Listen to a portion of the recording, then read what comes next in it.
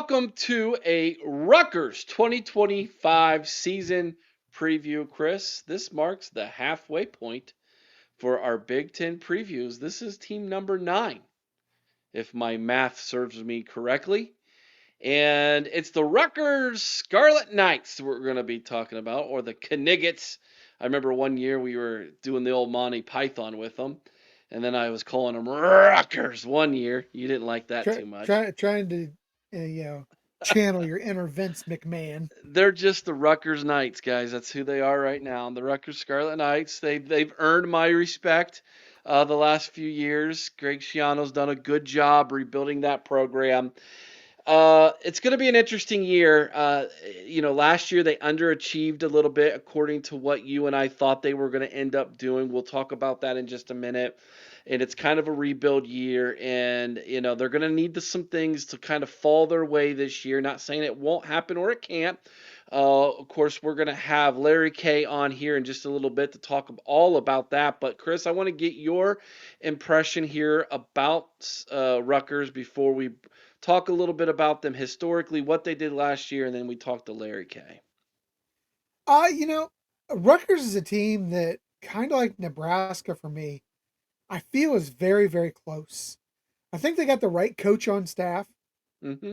a guy who can recruit their specific area, a guy who has a brings a lot to the table, experience wise. I really like, and I know I'm going to butcher the name, but Calicamanus, Yep. Mm-hmm. yeah, Alec their Alcamanus. Yep. quarterback. I really feel like, and I believe if I'm not mistaken, he started out in Minnesota, correct?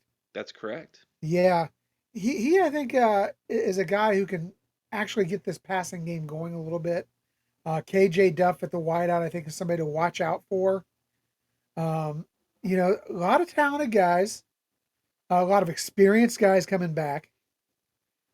But this is the year I feel like they don't necessarily have to make a playoff, but this is a year where they need to go in, definitely be over 500, really get bowl eligible, um, if they want this program to continue to move forward.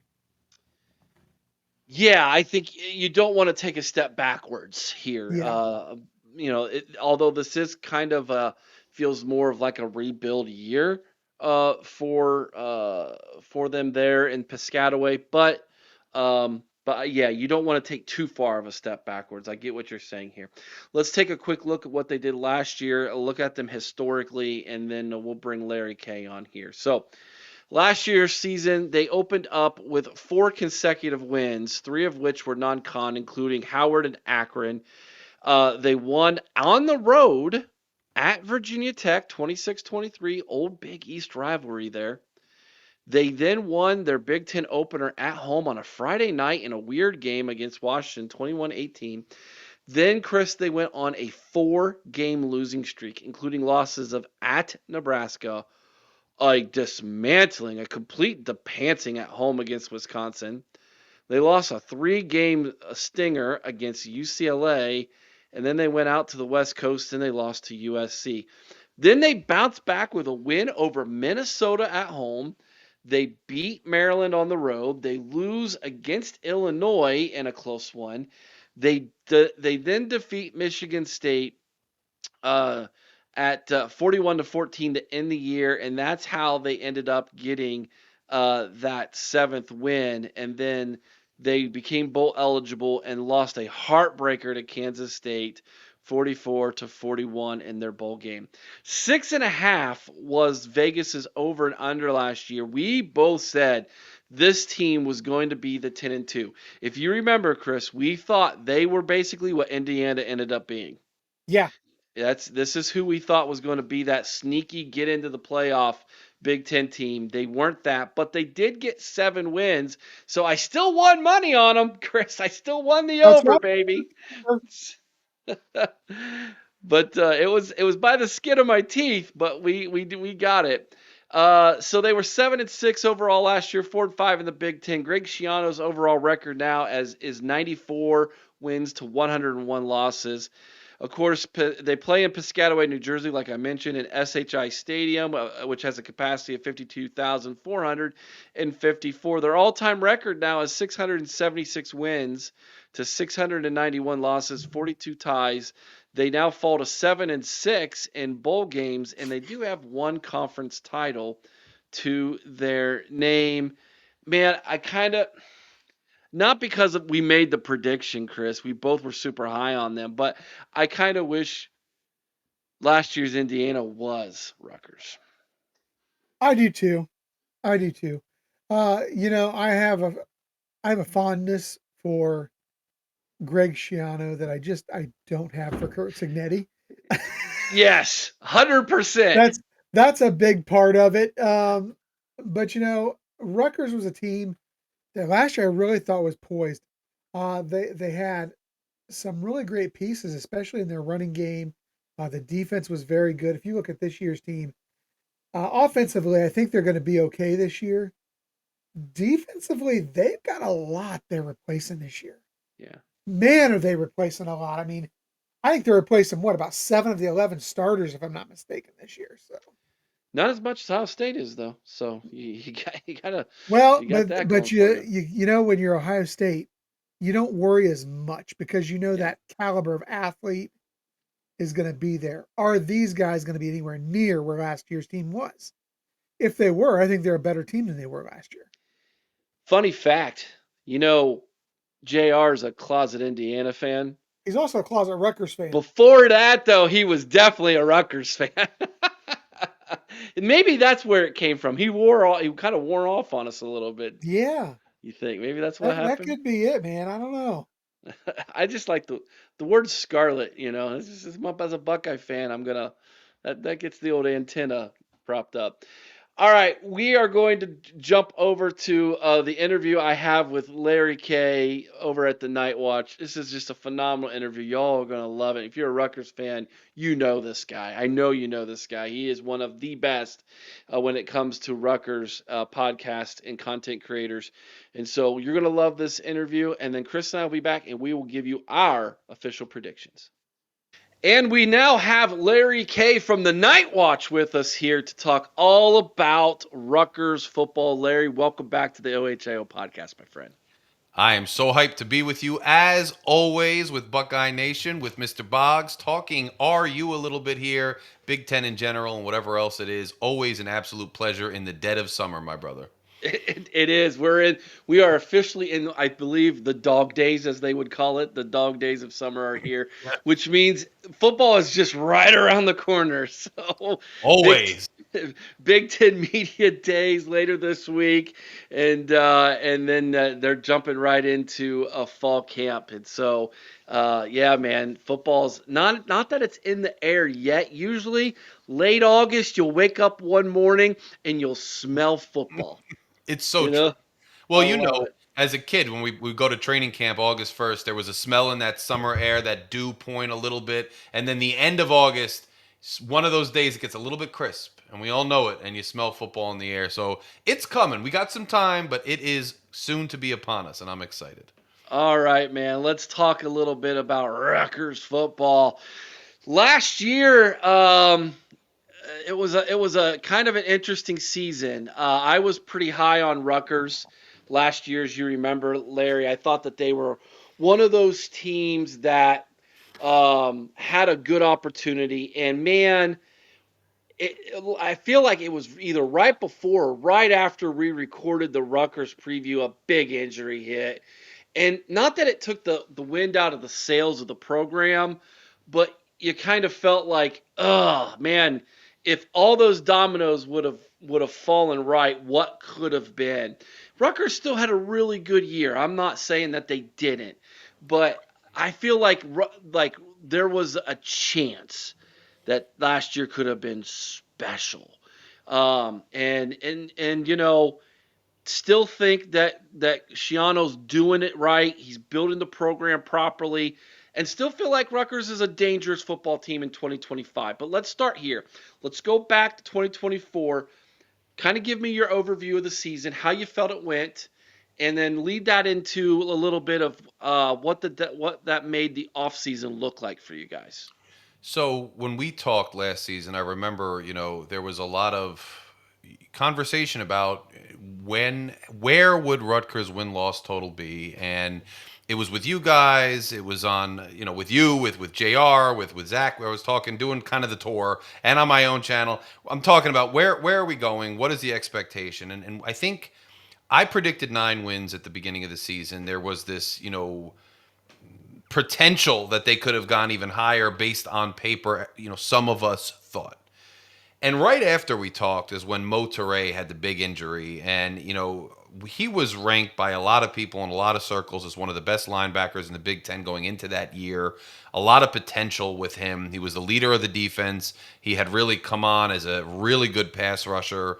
Things really flowed through him.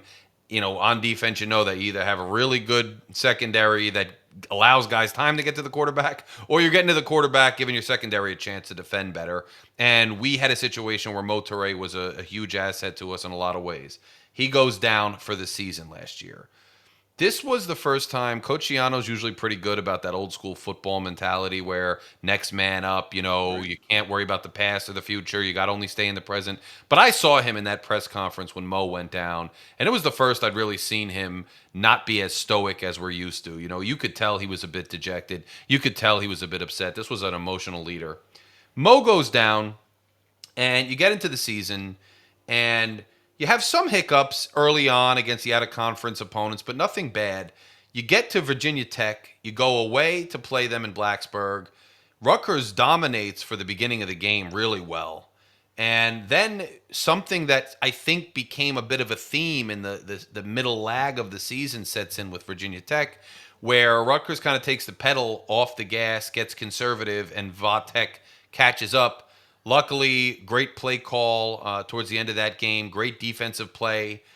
We win that game and then come home playing Washington at home. This was, not the Washington of the previous year, obviously, but still a storied program that, set Rutgers up for a night game in Piscataway, with all the fanfare to go 4-0. They do it, and there's a lot of hope on the banks, as we call it. Then you rattle off a couple tough losses. And going out to Nebraska last year, there was a lot of talk that, some Nebraska fans thought, well, maybe Rutgers will be, our first loss going into the season. Rutgers always knew, and fans knew, that was going to be a tough road trip. It's a storied program. They had their defensive line was stout. Our offensive line had had some problems in the past. Their quarterback was really setting the world kind of on fire early on in the season. We go in there and he doesn't do much. And it's a one-score game, and some questionable decisions, maybe around the goal line, maybe a questionable call, whatever. Rutgers loses. You go up against Wisconsin, and this is a time when I think some Wisconsin fans, not all, some Wisconsin fans, our colleague Rajiv, some of us are like, okay, Rutgers might have a chance. Might be a close game, even if we think Wisconsin's going to pull it off, even if we think they have more depth. And Rutgers just gets routed. And I think at that point, for some of us who are Rutgers fans, it was kind of like a beckoning back to earth, meaning, you guys think you're taking the next step, but this is another traditional, solid program, Wisconsin, on a down year for them. And they're still just dominating you, end zone to end zone. Now, there might have been some hangover from the Nebraska loss, et cetera, et cetera. I'm not going to go through every game, but what I will say is it seemed as though injuries started to pile up, and Coach Ciano has acknowledged this, primarily on the defensive side of the ball. And in trying to plug holes that arose, starting with Mo Toure and going through other key injuries, Tyrene Powell was in and out all season, and he obviously a really talented linebacker for us too. So now you're plugging much younger linebackers in there. And it kind of got away from him. Like you plug this hole, then you plug that hole, then you plug this hole, and you don't have a cohesive plan for how you're going to reinvent yourself. You're just plugging holes all over, and it kind of gets away from you. On the other side of the ball, we relied so heavily on Kyle Monungai, who was such a talented player, obviously, but he got banged up here and there, and teams started honing in on him.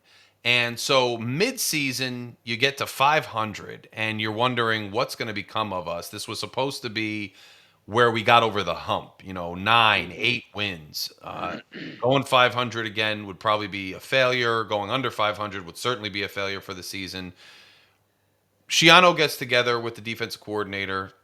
They tear it down, and they basically, with Joe Harasimiak, who's no longer with us, unfortunately, they tear it down and they rebuild it. And they plug a lot of holes, reinvent themselves on defense a little bit to make it respectable. And I think the key to the last little third or quarter of the season was they let Ethan Kaliakmanis start throwing the ball to his young receivers. KJ Duff, Ian Strong, very talented, physically gifted receivers. Opens up the offense when you already have a talented running back in Manungai. They rebound a bit.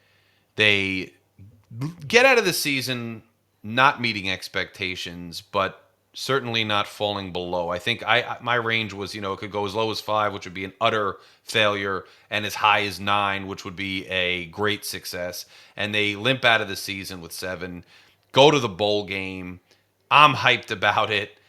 I'm up in Maine on vacation watching the game in the bar. And again, Rutgers is up. They're just dominating. And I'm like, if they can get the bowl win and get to 8 wins with the bowl win, which would be one more total win than last year, where they go 500 and then win the bowl game to go 7-6. If they can, go 8-5, I think it'll be a success up against the high-powered offense. And then again, they take their pedal off the foot off the pedal. Ethan Kaliakmanis, which he's been prone to do in the past sometimes, throw some inopportunistic picks. He really had a really great season from our perspective all season. It really hadn't gotten trouble like that. He was really the offense was humming through him most of the end of the year, and he throws an inopportune pick in the bowl game, and we're just not able to keep our pedal to the metal, go out with the same record as the year before. So I think the general feeling, and that's not even, I'm not going to belabor the game, but the Illinois game, Illinois comes in just a riveting game, start to finish. Um, Ethan Kaliakmanis with just brilliant plays, scrambling for a first down on a 4th and long, getting the ball to Kyle Manungai for what would have been a game-winning touchdown. Illinois is on their heels on 4th down. The wind in that stadium, trust me, those of us who know football, and all of us do, watching games, following games, playing the game, they were running out Illinois for a 4th down field goal with time ticking away, and the wind was terrible. They had just lost yards on the previous play. They weren't making that kick. Shiano calls a timeout, and they decide to send their offense back on the field. They win the game on the very next play. The reason I bring that up is, to your point, there was a lot of excitement going into last season, and coming out of last season there was a lot of disappointment, even though I wouldn't say Rutgers, unlike the basketball team, completely fell on their face and melted down. It just wasn't what I think a lot of expected. There was a lot of disappointment. However, I think as time has gone on, there's kind of been a mind clearing. Like, we've cleared our minds and we see, look, the season was definitely not where expectations were. And that's especially because you lose guys like Manungai, you lose guys like Shaquan Loyal, you lose Motoré, who's now transferred. You lose a lot of guys that were going to be the pieces that were going to get you over the hump. And so our schedule is really tough this year, and we don't have all the guys. So reality sets in where we miss the opportunity. However, I think the levelness of it, even though it was the same record, it was the same record, right? And we haven't had a mass exodus of players, and we still have a lot of talented guys on the roster, and recruiting still going okay. So I think the fan base has kind of got an even keel about them right now. They're cautiously optimistic about the season. They're happy generally with the footing the program is on. And we've kind of moved past that little bit of mourning. Sorry for that long-winded answer, but that's kind of my journey. No, that makes perfect sense, and it actually answers what my follow-up question was going to be, because it seems like things have been kind of quiet in Piscataway this offseason, but I that makes sense. Not that y'all are mourning, but it's kind of like you found level footing, Yes. and there's the retrospect is with everything that kind of happened, it wasn't a bad year. We still had a good year.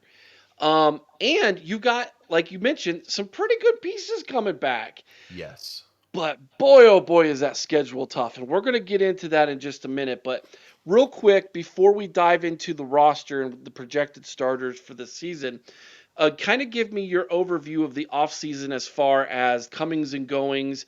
Like you said, you've been able to retain players. That's football 101 in college football now. You got to retain your roster, man. Otherwise, it's going to be a bad year. So it seems like Shiano definitely has everything.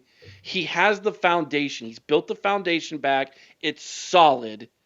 And he's got an identity. Mm-hmm. And that's more than a lot of programs can say right now. Yes. And I think that's what he's set out to do for quite some time, which is establish that identity, establish that culture, and what he says is fill the pipeline. And when you don't lose guys, KJ Duff, Ian Strong, these wide receivers that are young, that are talented, that everybody's getting calls these days, everybody's getting contacted by somebody. So to retain the bulk of the players that, he wanted to, I think is absolutely huge. You lose Dymere Miller in the he graduated. He was a key transfer addition at wide receiver last year. But you get Sheffield in to get out on the field there as a slot receiver potentially. Linemen that were injured for the previous years, you get back potentially Brian Felter. He was injured. That was a key loss along the offensive line at guard. He's most likely coming back. Big question mark is at tackle. It looks like Taj White may be slated to step in there for Holland Pierce, who goes to the NFL and signed as a free agent with Philadelphia. And the rumors were that they kind of targeted him, even though he didn't get drafted. They wanted him there. That's a great place for him to go. Instead of the type of offseason where you have a mass exodus and a mass influx that completely kind of changes the identity, or you're looking for somebody to plug a massive hole or completely overhaul a team, you've really just seen a steady maintenance of the roster, with kind of role players coming and going, and kind of moving forward with the guys who we thought would step up and fill certain key roles. So, Antoine Raymond at running back, he's somebody who's been developing for quite some time. They're excited about him. He'll be in the mix as you would think. CJ Campbell comes in, a redshirt senior. So, they've solidified some of these things. I think he was Florida Atlantic, Florida State, maybe before that. So you got some guys coming in to plug some holes who they think they can do things with, but it's been a maintenance of the roster. So Ethan Kaliakmanis is back at quarterback. I know you said you wanted to get into the roster and whatnot, but I think it's been a steady maintenance, and that's what Rutgers has set out to do. Not a mass exodus, not a mass influx every year if they can help it, and try to keep that culture going and continue the slow build. Yeah, let's do that. Let's dive into the roster here and talk offense first, since that's where we're at. Um, let's start with Ethan Kalkmanis. Last year, man, he played for Minnesota. He comes over to Rutgers. You're going to get him for one more year. One of the more experienced and, dare I say, possibly better quarterbacks in the conference this year. Absolutely. And we had discussed last year, whether him or Gavin Wimsett, because you're losing something with the legs, or you're gaining with the arm. I mean, that's been answered beyond any debate at this point.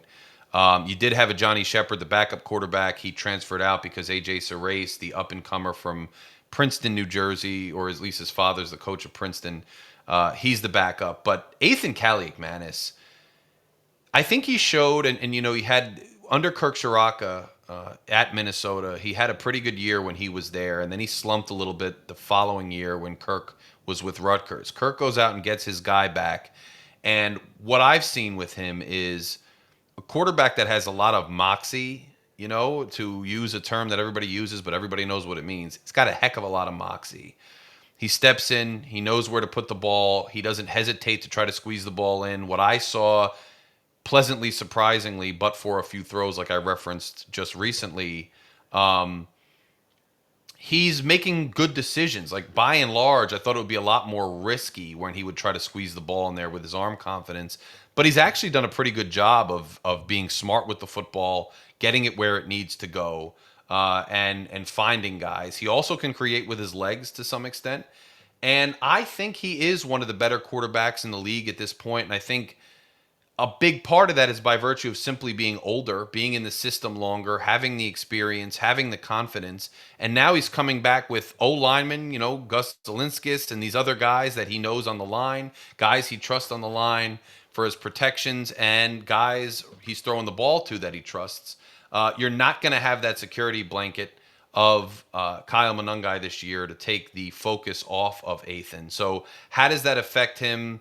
Do things stay as opened up? We'll see. His blind side, obviously, with Holland Pierce, as I mentioned, changing over. So that presents a change of scenery and something to watch. But I think this team, whereas last year's team, you might say on offense, they're led through Kyle Monangai. I think this year's team, you can confidently say, will be led by Ethan Kaliakmanis, these talented wide receivers, and that's where we're going to see it go. You brought up the wide receivers, so let's go ahead and jump in and talk about those guys real quick. KJ Duff, Ian Strong, and DT Sheffield. Yes.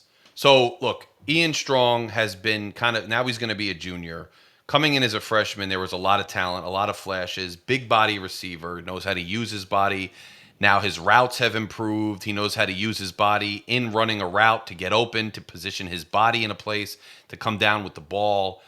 KJ Duff, actually his high school teammate out on Long Island, but a year behind him, comes in last year to a ton of fanfare. So tall, in fact. I think he's 6'6", might be listed as 6'6", 6'5", might be around there. He was kind of like a swing tight end wide receiver type prospect. Comes in, plays wide out, gets a little bit of run early in the season, but they let him go towards the end of the season. And he's another player, knows how to go up, get the ball at its high point, learning the route running and continues to improve there, but just a lot of talent there. And DT Sheffield comes in. Like I said, I think that's really with the idea to replace the Dymere Miller, who was the Monmouth transfer last year. Ian Strong and KJ Duff, I think, changed the dynamic of the offense last year with the supreme physical talent. But Dymere Miller was somebody who was in the slot, who was consistent. A lot of plays were run from him for him. And he made a lot of things happen in that way. Sheffield comes in as a transfer. And last year he had 66 receptions for 822 yards, 11 touchdowns. So no slouch. I think they're looking for him to fill that Dymere Miller. Now, there's another guy, Ben Black. And there's a couple other guys, but I want to reference Ben Black because Ben Black was a freshman last year too, who came in with a lot of fanfare, kind of like KJ Duff, who had some really nice plays, some really nice catches. He's another big body wide receiver, physically gifted guy who I wouldn't sleep on. Like he could emerge and have a really good year as well. So, there's a lot, I think, in the wide receiver room for Rutgers and Rutgers fans to like. Vernon Allen, some other guys that we saw in the spring game. I know you can't glean everything from the spring game, but I'm really liking the pipeline and the talent. I think you're seeing with Rutgers a return to like the Brandon Coleman, Kenny Britt type days of really talented, longer, taller receivers who can make things happen with their bodies, make things happen at the point of attack on the ball. These guys are growing. Them staying with the program is excellent for Rutgers. That's Ethan Kaliakmanis' security blanket. I think even if we hadn't had Sheffield come in, I think they'd still be optimistic about the room. But losing Miller to graduation and then getting a Sheffield in, I think helps a lot. So I'm excited about the wide receiver room. And remember, like I said, you don't have the Kyle Monangai, you don't have the Holland Pierce. So you hope that you can protect, in pass pro, and you need to make up the production from Kyle Monangai somewhere. These other guys are quite talented as well, but just that workhorse. You could rely on Kyle for 2 to 3 yards every carry, pretty much. I mean, you Yeah. don't have it, so you got to diversify. I think they're in a good position to diversify through the passing game. And replacing Monangai is going to be, I think, one of the things that a lot of people this offseason in positions like myself are focusing on. And you've already brought up CJ Campbell, and I pulled up his stats real fast from last year: 165 carries, 844 yards, 11 rushing touchdowns, 5.1 yards per carry, 40 receptions for 466 yards, and 3 receiving touchdowns. This is a true dual threat guy out of the backfield, which just, again, leans towards the passing attack for Rutgers here. Yes, I think when he came in, that was most of the talk that you heard from pundits and people who knew about him and his history and understood what Rutgers was looking for as an offensive staff, was his ability to go out and catch passes, his ability in pass pro, and what he could add to the passing game. So he's kind of a really good weapon that can diversify the passing game, and don't sleep on his running ability. I mean, we all know in football, you're going to go as far as your element of surprise and your strategy can Mm. take you. And so if you have a guy in there who's really good out of the backfield catching the ball, but also can put his head down and run the ball when needed, and you can get production out of that, it's going to be a good asset for Rutgers. And I think it's going to be a little bit more by committee. You have Antoine Raymond, who I said had a good year last year. Deshaun Benjamin, another player. Benjamin actually redshirted last year, if I recall correctly, because he had a good freshman year and contributed last year with Monangai, with the other guys they had contributing. He didn't need to play until the final 4 games of the season. So he comes back in last year, Benjamin, and picks up where he left off, who's kind of an electric back in his own right. And you add him to the mix, you got Campbell, you got Antoine Raymond. Sam Brown, had a really, really bad knee injury, and he hasn't left the program. He's got a long road to recovery, as far as I know. I don't know if he's going to have, and that's his second kind of lower body injury. The first was a broken bone lower extremity, like foot. So I don't know how much of a factor Sam Brown will be, but those other 3 guys all bring something to the table. They all have a lot of ability to hit a hole, ability to catch the ball out of the backfield, ability to put their heads down. I've liked what I've seen from the 2 that have been on Rutgers, and then you add somebody else in Campbell, and you like what you've seen from him in his previous stops. It's going to be running back by committee, and I'm actually, I wouldn't say cautiously optimistic because you can't replace a guy like Kyle, but I'm kind of excited to see how they attempt to replace him with this committee, and I like the variability in the skill sets of the committee, and I'm kind of excited to see how they run him out there. Well, any good running backs will tell you that their success, a lot of it depends on those the big beefy guys up front. And if our lads is correct in their prediction of who the offensive line is, and of course you've already brought up Brian Felcher at the left guard position, but you've got Tyler Needham possibly at tackle, Gus Zelinskas. I Yep, can Zelinskis. Yep. Okay. The next right guard, please help me. Asamoah. Yeah, Yeah. okay. And then Taj White possibly. Yes. But here's what I want to point out. Redshirt senior, redshirt senior, redshirt senior, redshirt junior, redshirt junior. And they're all homegrown, developed talent. You Yes. don't see that anymore in college football. That has got to be a huge advantage. It's absolutely huge. I think what you're seeing is exactly what you just said. Guys who have been in the system, who have come up through it, and they're not really getting their ability to start or put the weight on their shoulders until they're upperclassmen. Now, the good news, too, about them having been in the system is those guys got run. Taj White got some run last year, right? Asamoah has gotten run. And if you look the backup to Felter, and if Felter's not ready to go, he had a rough injury, he's still recovering. Then Dante Chin also got some run. Now there were ups and downs when they plugged in for some of the guys that went down last year, but they all have real Big Ten game experience. And quite frankly, any one of those guys, I feel pretty confident in. Now Taj White is going to slide over to right tackle most likely. Tyler Needham was already a starter. He went down last year too. So they looked maybe to slide him over to left where Holland Pierce was. And that's experience, though, filling in for somebody who was a stalwart of that position for 3 years with Rutgers. And it's nice that you have experience, starter experience there. So the homegrown linemen, it's interesting. I mean, we had Jake Allen. We had guys who were the number one player in New Jersey years ago, had a catastrophic injury, had to medically retire from football. Over the years, you had a few transfers out of some of the guys in these vaunted O-line classes when Shiano first came back. But you're starting to see the strategy of Shiano pan out at this point, hopefully, depending on how they do this year, where he's going out and recruiting a ton of guys from high school. He's always on the lookout in the transfer portal. But if you assume, and it's just the sad reality, that about half the guys, aren't going to pan out or stick around for the duration of their careers, you have to cast a wide net early and hope that you come up with five, hopefully six or seven, so you have some depth, guys that rise up in the system, develop their bodies, develop their technique, work with the coaching staff to get to a position and point where they're able to step up and step in. And if you had asked me 3 years ago what the state of the Rutgers offensive line was, I'd say it was a big question mark.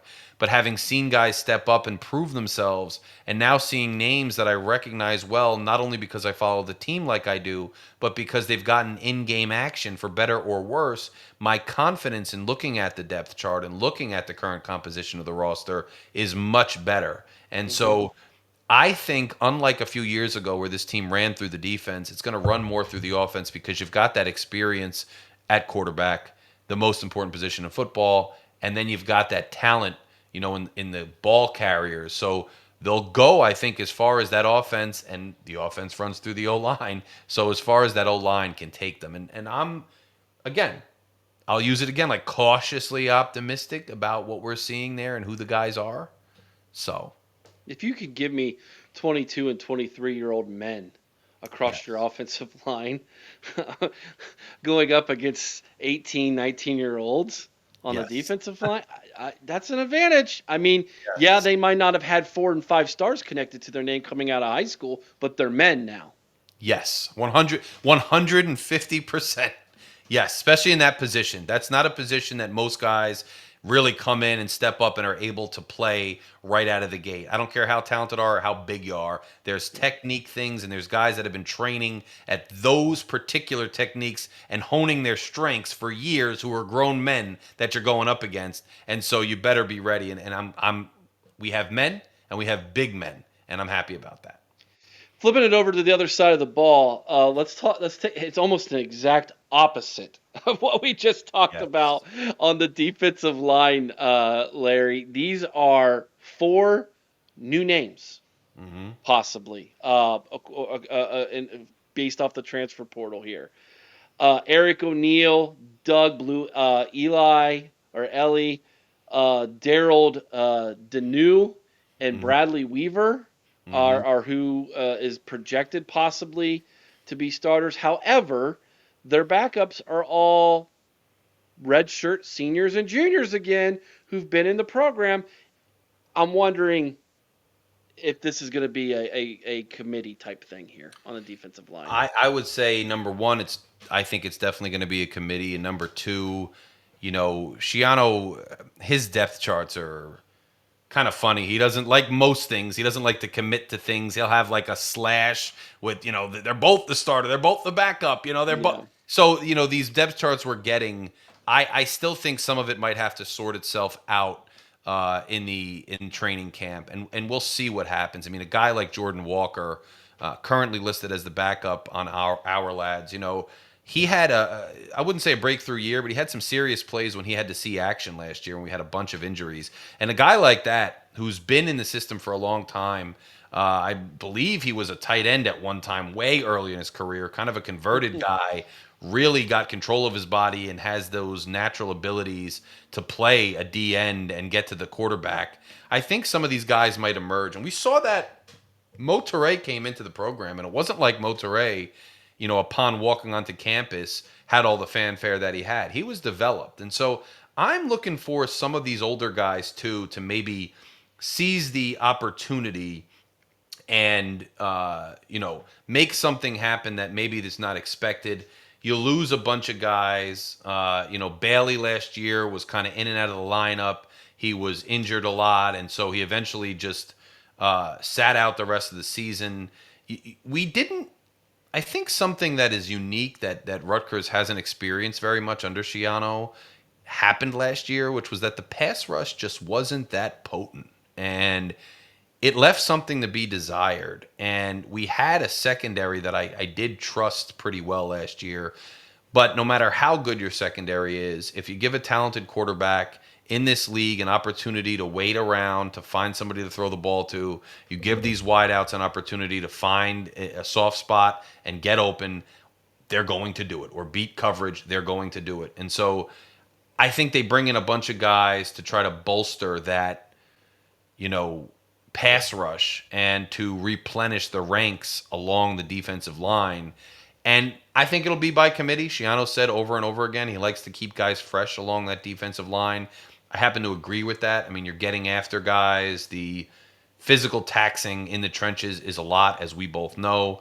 So I think there'll be committee, but I think I'm going to be curious about how that sorts itself out in training camp up front. Let's talk linebacker. What are we looking at linebacker for the Scarlet Knights this year? So Moses Walker comes in, and it was kind of a coup when he came in. Penn State wanted him really bad. We prevailed in the recruitment. It was a big deal, celebrating, a lot of fanfare. And he was coming in after another highly touted linebacker. I was just talking to my buddy about today, Kyrie Banton from Newark, who didn't stick with the team. He's left. So Walker comes in with a ton of fanfare. Last year he plays because you have Tyrene Powell getting injured, you have Motoray getting injured. So these young guys have to step up. And there was a lot of talk early in the season. Oh, don't worry, Motoray may be a really good player, but if there's one place Rutgers has depth, young depth, it's linebacker. Well, the lesson there is what we just talked about with men and young men or boys. These guys just didn't have the experience. And Moses Walker, while he's extremely physically talented, there were times on the field where he didn't seem like he was in the right position. And eventually, Moses Walker, when they went through that kind of rebuild, he got a lot less snaps. Not because of physical ability or getting beat just, going up against his guy, but because he wasn't always in the right place at the right time. He didn't always seem to have that instinct to put him there. Now, you develop those instincts through experience in games. So they are going to count quite a bit on Moses Walker. He's the projected starter, I believe. Abram Wright has a chance as well. We're going to see that training camp battle, just seeing who knows the playbook and who has the instincts in there. But Moses Walker, going to be a redshirt junior. He had all the talent in the world, and there's usually a big, and there could be a big leap from underclassmen to upperclassmen. So him making that leap, Rutgers is hoping he fits right into where his trajectory was when we took him, which would place him right there as a starter and a good starter this year. The jury's out. Daryl Jabome, there was a lot of fanfare going into last season.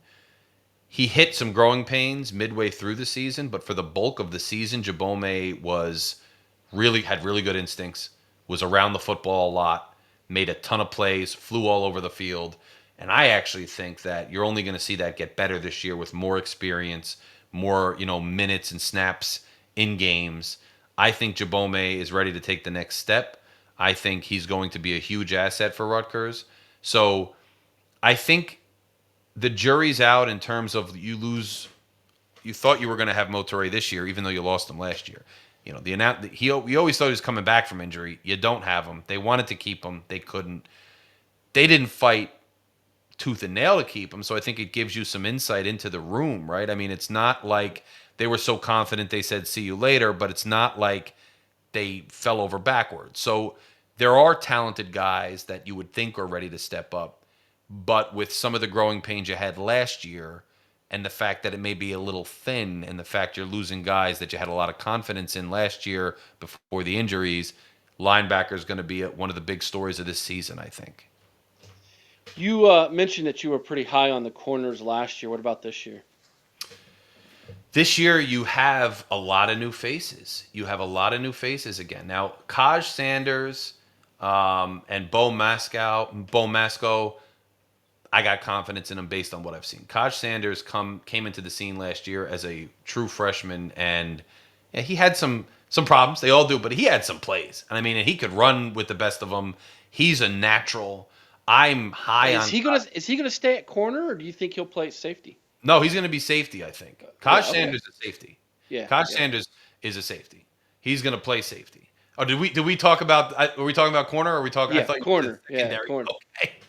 So corner. Unless you want to do the entire I was just secondary, going to do which the entire secondary, go but for it. so Kaj Sanders at safety, I'm confident in. You lose Shaquan Loyal, who was a stalwart back there for many years. He's with Cincinnati now as a free agent signing, undrafted free agent signing. He was a steady presence for Rutgers, playing through pain, playing through injury, being a leader on that defense, making things happen. So losing Shaquan Loyal's big shoes to fill. I do like Kaj Sanders. Jet Elad, another transfer. Looking forward to what he can bring to the team. I don't know a whole lot about how he's going to fit in or whether he's going to be able to fill the shoes as well, but we will see. The corners. So Al Shadi Shalom got quite a bit of run last year. He was a converted running back. Actually had the winning run against Boston College as a true freshman. Really speedy guy, two-way player back in high school. He converts and he got some run last year, got a significant amount of snaps. Most part, I think he played pretty well. They currently have him listed as a backup to Cam Miller. I think that may stick, but that's another, I think, battle to see where he winds up. If he can wrestle that starting spot, since he's been with Rutgers, since he's been playing that position now for 2-3 years. Came in as a running back, but has been playing the corner for quite some time. Bo Masco, I think that he had his moments, last year, and he's had his moments. He's the kind of player where we've been waiting for him, know who he is, followed his come up, even though he's only a redshirt sophomore. Redshirt sophomore, he's been in the program a little bit longer. And I think this is his time to step up. I think we always knew this would be when he would step up. And so like I said, I think this is an offensive led team. And in this, you really do have questions at every level of the defense. And there's guys and names in there, especially Jabome at linebacker, especially a Kaj Sanders, who, by the way, while I'm confident in his physical abilities and talents, I do still think is a young player, and he's still going to have to learn some things. Same thing with Masco. Look, you're still a talented player, but you're young. I just think there's questions at every level of this defense, and you're going away from a more experienced defense who already struggled a bit last year. Hmm. It's going to be an interesting season, especially with the schedule. And I'm curious. I think it's going to hinge, and I know there's transfers all over the place on that defense. And you do your best to plug your holes through the transfer portal. And we've had guys who have done great for us in the transfer portal at certain, in certain seasons. But I think a lot of this is going to depend on, these guys that have been in the program. Are they ready to step up? Are they ready to step up a little early, a little young? And how well do they mesh with the transfer guys? Sounds obvious, right? But I mean, it's really a work in progress there. You Right. don't really know what the hodgepodge is going to be at the end of training camp and how everybody's going to fit in. And so you're waiting to see that. And going to be a lot of offense to see how far we go, but the defense is going to have to do its job. So we'll see what they do. Sounds like a lot of shootouts might be the formula for Yeah. success here. All right, let's dive into the schedule, Larry, and it's got a interesting Ohio theme to it. Really? Yes. you if you Rutgers folks going to get used to the state of Ohio here. Ohio University, Miami of Ohio, week 1 and week 2, man, just back to back. Gonna get some Maction action. Action. And yeah, get the Maction action going, and then the third game there, Norfolk Southern or Norfolk State, excuse me. Um, those should be 3 wins. Now, Ohio University's been a pretty good back team. Miami's had its moments at times. Ohio State plays uh, Ohio University in week 3. So they're gonna see some Big Ten teams here early. Yes. I feel like Rutgers definitely needs to go out and make hay in the non-con and get 3 dubs if they're gonna get to a bowl game. I feel like that is a critical must happen here for them. Agree? I mean, it goes without saying the way the schedule is, and quite frankly, even sans this any season. I mean, that's just Rutgers, the reality of Rutgers until further notice. They gotta win their out of conference. In this particular season, with the way those out of conference games stack up compared to the previous two, and the way the rest of the Big Ten schedule stacks up, you 100% have to win those 3 games. And you don't even have like an ACC opponent like you've had previous years in there. You got to win them. You host Iowa. You host Iowa to start Big Ten play on September 19th. That game is on Fox, it says. Um, Iowa, to me, at some point, Kirk Ferentz is going to take a step back, and it's going to be that last year. I don't know if it's this year or not. If it is, get them at home. Get them at home. And if you can score on Iowa, that's been the formula to beat them because they're not going to score a ton of points. They like to play it in a phone booth, and that was Rutgers style as well with Yes. Monangai. I think if Rutgers can jump out on them and get up by a couple scores, this can be an upset win for Rutgers in this game. It's going to be a huge opportunity and a big litmus test early in the year. And again, that's nothing new for Rutgers. But the fact is, you have 3 out of conference teams you should beat. If you don't, you've got much bigger problems anyway. But you come home, it's an 8 p.m. kickoff. It's the exact type of game that you want at home to open up the conference schedule at night. And the reason is, to your point, last year you had Washington in that same exact spot, that week 4 after the out of conference schedule night game. And what goes on there? Well, Washington makes some serious mistakes because of the crowd noise and all those things, even though they had much more firepower. Iowa's a different team, but where it still matters in that environment is, to your point, they're not the type of team that's going to hang a ton of points on you most nights.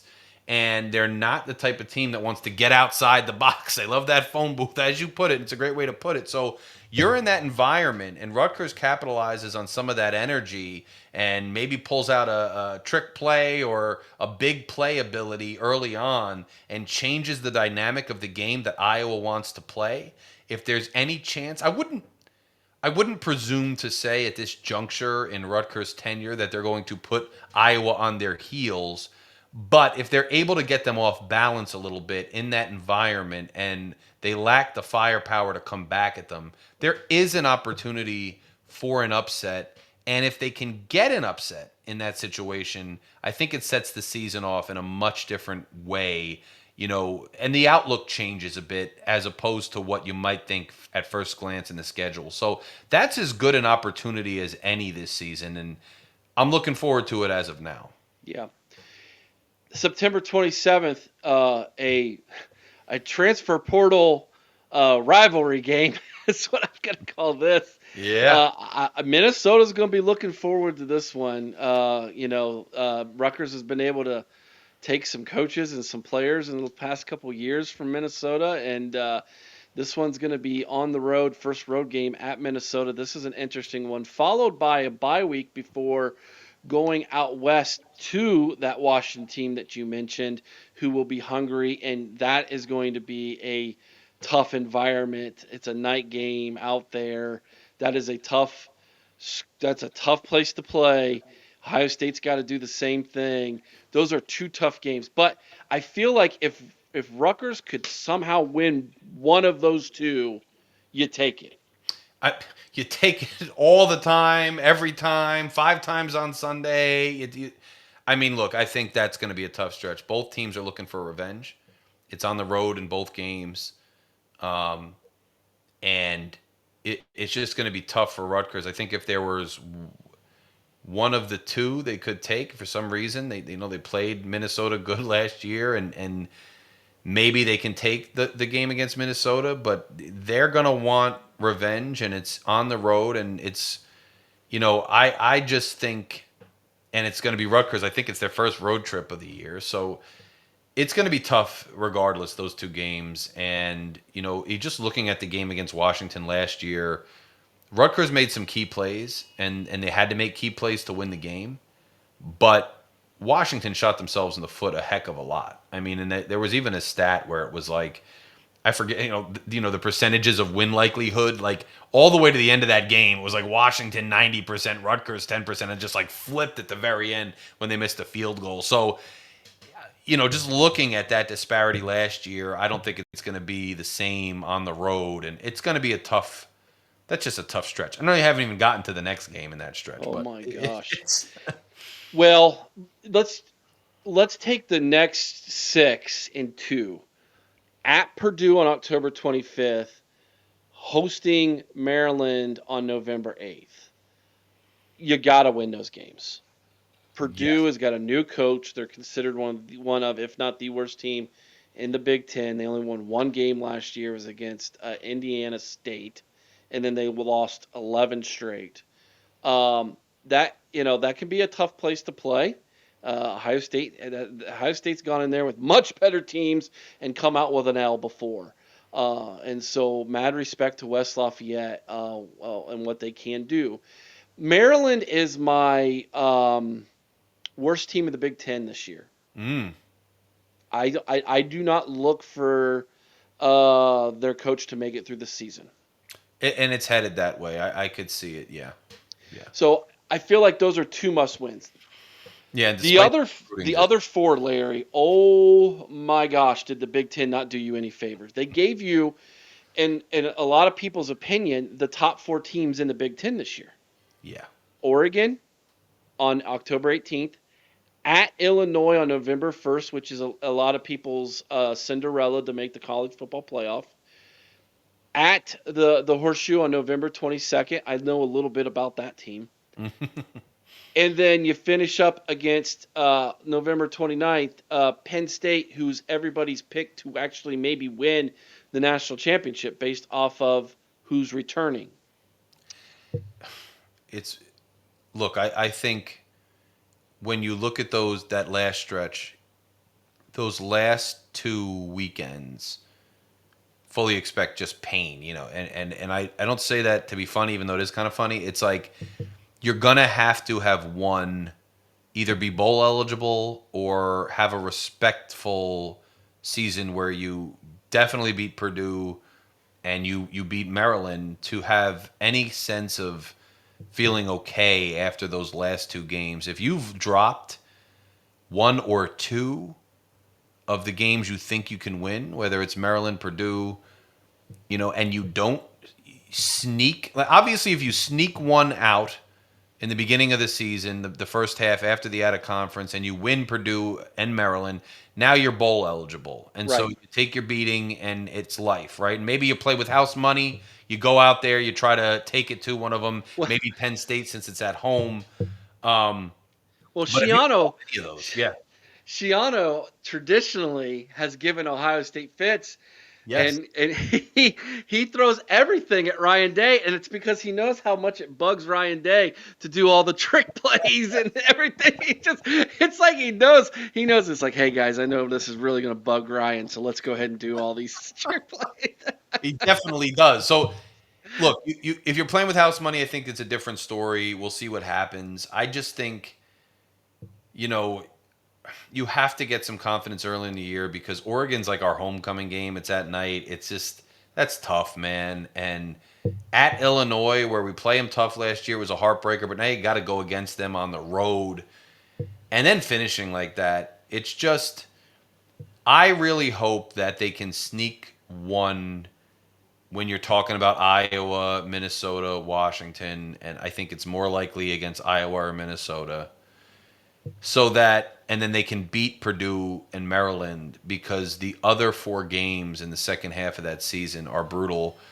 You have three away games, so Rutgers home crowd only gets I think one October game at home. It's just kind of an interesting stretch, and I think the fan base will take some blows if they don't sneak a couple in there to break up the losses, because you're not really seeing them at home, and those losses could be brutal towards the end. And look, if I sound down on it, it is what it is. But you got to remember too that these are powerhouse teams, we know. But even aside from that, going up against a Wisconsin team last year that wasn't a powerhouse, you could bring up Nebraska as a hangover, or whatever. They got pummeled. So these teams are on a much higher echelon, much higher level than Wisconsin. But there's this perennial power thing that seems to be in Rutgers' head. They haven't been able to get over the hump. The only team they got over the hump with was Michigan 1 year, and then a down year for Michigan, and then battling Ohio State for one half, respectively. It just could get away, and I think that with last year, like I said, we're at a healthy place in terms of a decent, equilibrium right now. But you go through a season like this, you have to show respectability, you have to show something, and if things go south earlier in the year and you end with those teams, the attitude of the fan base could be rough. Now, I don't know, no one wants to hear that before the season even starts. I'm sure the coaching staff doesn't want to hear that. I know the guys in the locker room say, I don't care what this guy says, and I love all of that. But I'm strapping in for a rough second half of this season, and those last 2 weekends are either going to be a lot of fun because we're already eligible, we've had a great season so far, and it's house money, or it's going to be like, hey, buckle up and like absorb the hits because it's been rough and it's going to get rougher. And I don't know. It's going to be interesting. There is a very real possibility that 4 out of your last 6 opponents are all in the college football playoff. Crazy. And that's life in the Big Ten. Yeah. And, no more divisions. So some years like last year, you get lucky and you got to capitalize. We didn't fully. And then years like this, you might get really unlucky. And that's where we are. So the best thing I can say about this is I like how the first 4 line up. And if you're going to start with a conference opponent, start at night against a team like Iowa. Not negative, saying anything negative about them, but you have maybe a fighting chance, and it's kind of a storied program. So maybe you could get some cachet in early. And I just like the kickoff times, bro. That's what I can say. I mean, it's a lot of tailgating to be had Yeah. in the season, and I'm happy about that. But Yeah. we'll see. We'll I see. mean, hey, you go 4-0, man. Going into that September 27th game at Minnesota, that could be a big game. I mean, it could be something to get behind. Larry, this has been a lot of fun, man. You're the best, dude. You're one of my favorite people to interview and talk to when we do these things, man. I think I hope Rutgers fans know what they have in the Night Watch, dude. It is a fantastic channel. You're a fantastic man. Tell everybody, maybe there's 1 or 2 people who've stumbled into this recording here, into this video, who are Rutgers fans and they don't know who Larry K is. Where can they find you, man? Guys, search Night Watch. The logo's right here. Search Night Watch on YouTube. It's available. It's also on every major podcast platform. I've been doing a lot of work with my colleague David Anderson too. So we've been a duo here and there, even though it's largely a solo show. Summertime, as you can tell from this show, sometimes I'm a little bit like woozy and trying to find my footing, but I'm on my game when we get closer to the season 2, and I do a lot of solo stuff. Every week I try to get an opponent, somebody who is a fan or covers an opponent every week to discuss the upcoming matchup. I have in-season news, in-season opinions on football and basketball. So you can find me at Night Watch, every major podcast platform, and on YouTube. And head over there, subscribe to the podcast so you can be ready. There will be more content, kind of league-wide discussions and projections over the next month or so. And then once we get to the end of August, you see me really hit my stride, really dig in, and we have season-long coverage of Rutgers. And if you're a Big Ten fan, not of Rutgers, you're just curious about what's going on in Jersey or your team's playing us, you definitely tune in season, and you will get the content you're looking for at Night Watch. So always an absolute pleasure, bro. Thanks for having me on, and it was a lot of fun discussing the season, maybe a little bit of reality check as I delve into my own predictions, but really, really a pleasure as always. One last question, man. I guess I can't believe I forgot to do this. I always do this, and I totally forgot. Give me your absolute basement and your absolute floor based off that schedule for the season. I mean, the absolute basement for me is 4, and the reason I say that is I think they do win every out of conference game. I Hmm. just do, and I just don't see it in this particular iteration of the program at this juncture of Shiano's career and the culture we have to lose out in the Big Ten. They'll get one, and you got Purdue, you got Maryland. You know, not to knock anybody, but they're going to squeeze out at least one win. And I know it sounds pessimistic, but if my floor was 5 last year, I don't know how I can keep it the same or get higher with this schedule. My ceiling, my ceiling is 7. They can match the last 2 years. If you have a really good season and you beat some teams that maybe you're not expected to, or maybe a team that you think is gonna have a good year is on a down year, you can get to 7. Anything beyond that, and I'm gonna just be floored, and it's just gonna show that these guys came out, guys took steps, I think, that I didn't foresee necessarily. And maybe there was some fortuitous stuff in there with some of the teams you're matching up against who maybe didn't have the season you thought. But I think the ceiling this year is 7. And I think with this particular schedule, the team could legitimately be better than last year and still have the same record, at 7-5 coming out of the regular season. So I'm hoping for that. I'm obviously hoping for better. I'm really hoping that it's a 5 or 6 win season at minimum, not a 4, because that would be a miserable Big Ten schedule. And I think this team is better than that, but that's the absolute floor for me. Larry K, everybody, go check him out at the Night Watch. Appreciate you, my man. Until next time, my friend. Thank you so much for joining us. Thank you, brother. And thank you to Larry K for joining us from the Night Watch here on the OHIO podcast for our official Rutgers Scarlet Knight 2025 preview video. Chris, talking there with Larry, and it dawned on me just how annoying Greg Schiano is to Ryan Day and all the trick plays and everything else he does. And we have that to look But I forward love to. that. I We love have it that. though. We until it's annoying to us as Buckeye fans. Yes, we love it as just do it against other teams, Greg. You don't have to do it against. I think it's because he knows how much it bugs Ryan. Yeah, yeah. That very well could be it. I don't know, but um, I do. I love it. The guy, he will do anything within the rules to win. Absolutely. He's not going to win. He says he'll do anything to win. It's not a Jimmy Harbaugh situation, but No, he will do anything within the rules to get a win. And he. man, he can be creative at times, and it's a lot of fun to watch. It It really is. is. It really is, and he is the quintessential. You talk about perfect people who it's the perfect coach for that team or that school. Yes, He literally is the perfect coach for that school. he Uh, is. and so, yeah, you kind of want to root for that. So, see, Indiana fans who might be watching this, I can root for other teams other than Ohio State as long as they don't play Ohio State, okay? So, as long as you are cool people like Larry K and the New Jersey folks have been, I'll root for your team. And who doesn't love the New Jersey accent, Eric? It's great. It's awesome. It's great. All right.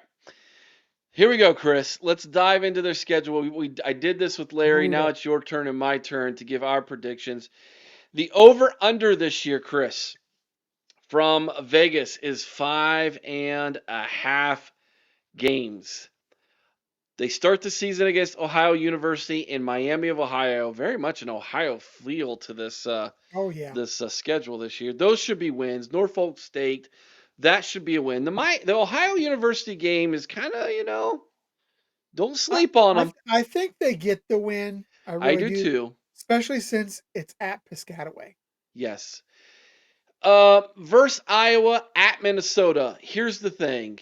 Like Larry said, they need to win one of those two games if they're going to get bowl eligible. Yeah, and I'll tell you what, I think their better opportunity, believe it or not, I believe their better opportunity in this one may very well be Iowa, who is That's coming off what. Yep. a very, very soft schedule coming in. They actually have to come to Piscataway as Yep. opposed to Rutgers having to travel to Minnesota. And it's a weird Friday night It's game. a weird Friday night game. That went well for them last year against Washington. Speaking of Washington, after the bye week, they got to go out to Seattle, and then they double that up by playing against Oregon before they get hopefully a game that they'll be able to get a W in West Lafayette at Purdue. At Illinois is going to be a tough one. Home against Maryland should be a win. I think they get Purdue and Maryland in that stretch there. And of course, at the end, it's hopefully, like Larry said, you got 6 wins so that you can enjoy these last 2 weeks, or it's going to be a tough ending. And Chris, we both say 5-7, 2-7 on the season. We both think those last 2 weeks are going to be tough. Yeah, for me, the only Big Ten teams I can see them beating right now, and I hate to say that, but the only ones I see them beating, if I'm putting my money down, is Maryland and Purdue. Yeah, now I'm I going to be, think they can sneak one. I think they can yeah, sneak one. yeah, I'm going to But be I agree, it's going to have to be one of those first two Big Ten straight teams. up with you. I'm not putting any money down on Rutgers because I can't. The Iowa game, I'm not confident that Iowa is going to win that game. And I say that in in positivity to you Rutgers fans. I think you can win that football game. I just to me it's a coin flip, and then when it comes down to a coin flip, I'm not going to put money down on that, so I'm staying away from this one. And then the other one that I don't know if it'll Chris, have you any never effect. stay away from things like that though, do you? Yeah, I can't put money on it. Can I Oh, say that it's possible that they could get a 3-game winning streak? As high as I am on Illinois, could that be, a game that with Illinois traveling back from Washington, they could they sneak up and get Illinois at home? and what if Illinois is licking their wounds from a Yeah, loss in Seattle? which I did predict. Yeah, So, exactly. So that one you need to be cognizant of. Chris and I, we both say 5-7, 2-7 there for the season. So I don't know, man. I my money, I'm gonna keep it in my billfold here, but I am rooting for Rutgers that they can get bowl eligible. I love Larry K. He's a great guy, and I've grown a fondness for Greg Schiano, like you said, Chris. So as a Buckeye fan, other than that 11th game that they have when they come to the shoe, I'm looking forward to seeing Ohio State looking forward to Rutgers hopefully doing very well, other than in that game. Heck, go ahead and knock off Penn State in that 12th game, guys. Go ahead and do that. I'd love that. I'd love that. Like, share, subscribe. Make sure you are subscribed to the channel. Ring the bell. Get notified every time we go live. If you don't mind, if you're a Rutgers fan, go ahead and subscribe to the channel. It doesn't hurt. Doesn't hurt you. Do it. Go ahead and do it. Feel free. And by all means, make sure you hit the like button. That's the least thing you could do. And let us know what you think about what we think down in the comments section below. Boy, oh boy, the Indiana fans sure let us know what they thought. Why don't you all let us know what you think about what we think about your blessed Rutgers Scarlet Knights? Chris, any last thoughts? No, no. For me though, I think this is, as tough as that schedule is, I still think it's a make or break season for this program right now. So my heart goes out to them. I hope they can get bowl eligible, and like you said, maybe they can do it by being Penn State that last week. That'd feel good for all of us. Hey, get bowl eligible, go 6-6, go out and win a bowl game, finish 7-6, and feel really good about the season you had, and you can build off of that going into 2026. That's the game plan for Greg Schiano and Rutgers this year. Thank you so much, everybody, for watching this preview. Chris, we're officially halfway done. There's Woohoo! nine more to go. Which means we've got 8, and which means we've got what, five weeks there of Yeah, previews. yeah. Season's getting closer. Oh, I know. We're down to what about is it 6 Saturdays now or 5? 40 45 days. So it'll be 7 7 Saturdays. Yeah. 7 Saturdays come this Saturday. So, right? Or It's 6. exciting, man. It's exciting stuff. 6 Saturdays come this Saturday. Yes. Woo, baby. It's almost here. Thank you so much, everybody. Be kind to one another. IO, someone's OH, sing Carmen High with all your heart. Till next time, OH. IO. Go Bucks.